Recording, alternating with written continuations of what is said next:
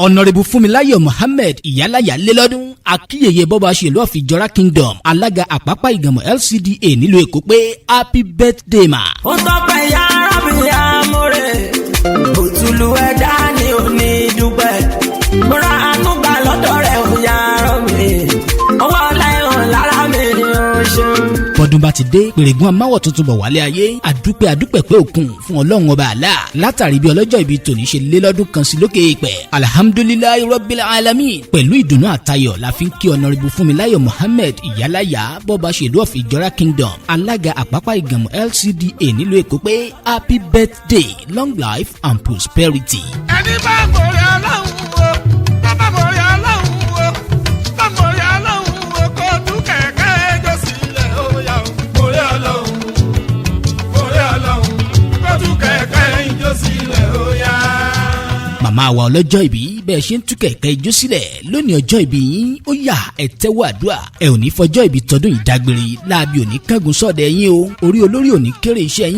yín ò dẹ̀ ní dìṣẹ́ màmá olúwa tóbi màmá olúwa tósìn màmá olúwa tómi màmá pẹ̀lú mi ẹ ò ní gbàwé ọ̀fọ̀ lórí gbogbo wọn láṣẹ Èdùmàrè ìgbà ọdún tẹ́ bá wá lò ọdún kan ló máa jẹ́ ire gbogbo lámọdún o bisimilayi ta'ala alahuma ami màmá wa ọlọ́jọ́ ìbí Ìlà Ọ̀ràngún yá mo ṣe tán mo fẹ́ kì í délédélé ẹ̀yin ní Ìlà Ọ̀ràngún ọmọ Òkóyè Kọ́lá ọmọ akógun akoto ọmọ ewúrẹ́ láti jẹlẹ́sẹ̀ gbàgede ọmọ àgùntàn láti jẹlẹ́sẹ̀ yàrá ẹ̀yin lọ́mọ àkùkọ gàgàrà tó jí kọ́lá lèdè ìlànjọ́sí ọmọ àgbàrá ṣe mẹ́ta ó lòdì ìlàjá ọ̀kan sàn òrè périn ọ̀kan sàn òrè jìgbò ọ̀kan tó kù ló yálé adéjọrin ní màgbọ́n ṣebí ibi apẹrin sí ni wọ́n ń pè lọ́gùn périn ibi apàgbò sí wọ́n ń pè léjìgbò ibi àtètèdé sí wọ́n ń pè ní sẹ̀dóolé lè ládé ṣeré ará àláàjò òjòlọ́nà àwọn àmọ̀tá tewétewé mo yàn kán lé yín ìhòòhò ni mo yan àkàrà ọmọ ilá ń solóko níyìn ẹ̀yin lọ́mọ ògún mi lókè àjàdùgbẹ̀dùgbẹ̀ wọn à ní ẹja filajiyàn káfóògùn ọmọ aládàgbà ìlàládé wa o ìran bàbá yín òkò radé rí Honorable Fúnmiláyọ̀ Mohammed ìyálàyà bọ́ba ṣèlú of Ìjọra Kingdom alága àpápá ìgànmọ̀ LCDA nílùú Èkó